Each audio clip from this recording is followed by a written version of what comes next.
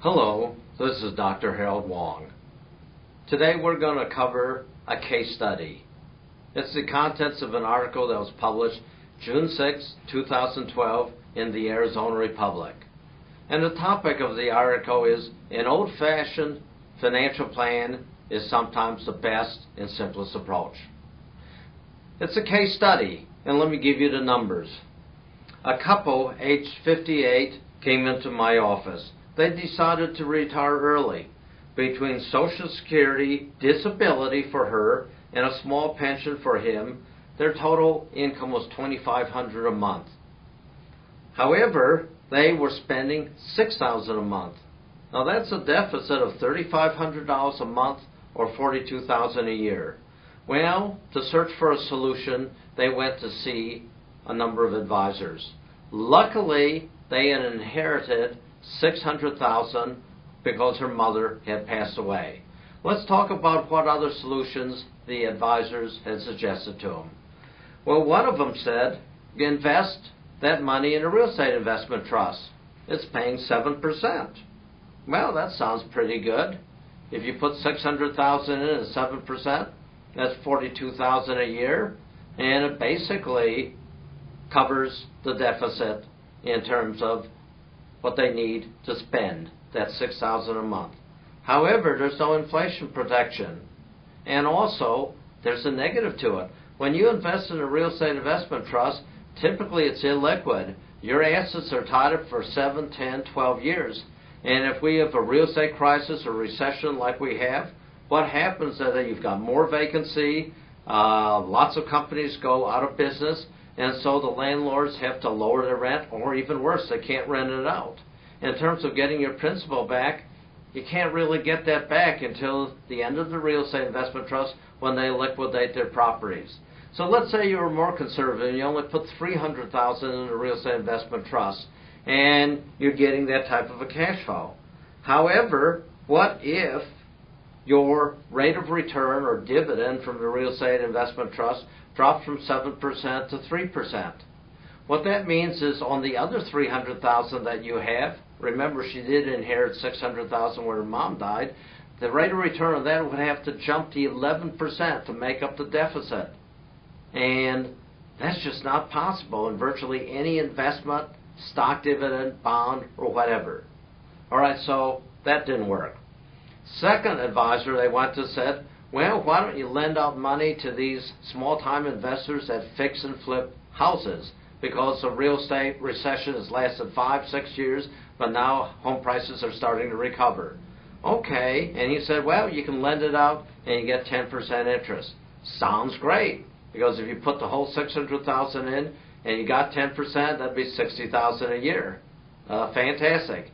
However, I've had 30-plus years experience in creative real estate. The fix and flip formula only works in certain parts of the cycle because, guess what? As prices go up, it's harder to find deals on property, and then the margins, profit margins shrink. And I find that many fix and flippers are just small time. They're doing 1, 2, 3 houses. Maybe they do 1 house a month if they're big time and they got a crew helping them. But guess what? Are you there to supervise? Are you there to really watch what happens? What if they have a bad house where it turns out the foundation is just terrible, and then it's worthless because you can't fix anything on the house because the foundation keeps cracking? Well, then you could lose your investment.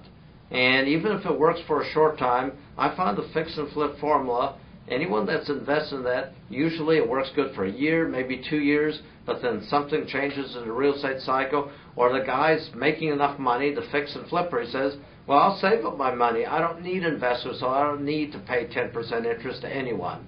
So that's not a long-time formula because this couple is 58 and we want something that lasts at least 30 years to take them through the rest of their life. Well, third advisor said, put it in the stock market. He said, well, the dividend rates are only, on average in the stock market, maybe 2%, but, you should be able to get 5% capital appreciation and average 7% per year. Well, actually, many mutual fund and wrap account fees are 3% a year, so you'd actually have to make 10% a year minus the 3% annual fees to net the 7%. Well, people in the stock market and the brokers say, oh, you can make that much money, but not really. If you actually look at what the results are, that's why it's called the lost decade and now the lost 13 years, where the stock market today is basically about where it was 10 or 13 years ago. Well, these were 3 suggestions from 3 different financial advisors. What was the Dr. Wong plan? The Dr. Wong plan was actually very simple, and it was much safer. First of all, I said, you've got to cut your spending. Instead of spending $6,000 a month, spend $5,000 a month. Oh, they didn't like to hear that. The next thing I said, take half of that $600,000 and deposit $300,000 in a personal pension plan. And in 12 years, it's going to generate $38,600 a year, guaranteed for the rest of your life. And hold off on the husband and him taking Social Security until at least 66 or 70, because he's going to get a lot more than if he takes it early at 62. Now, with the other $300,000, that'll be enough to fund any cash flow deficit they have until they trigger their lifetime income. So think about it. This would get them guaranteed enough income to last for the rest of their life if they would just lower their spending from $6,000 to $5,000 a month. Well, guess what? This plan was too old-fashioned for them. They didn't become a client. They didn't want to listen to old-fashioned common sense. And we find that a lot, particularly with baby boomers. And that's why sociologists call the baby boomers the me generation, the now generation. And unfortunately, they also call them the selfish generation. In other words, it's all about me. Well, all I can say is that the old-fashioned financial plan of not spending too much, making sure your life savings is safe, and getting a high rate of cash flow that's guaranteed for the rest of your life, these are old-fashioned concepts that the greatest generation went through because they love Social Security. They love pension plans, and many of them had them from their employer, and they learned to live under their means.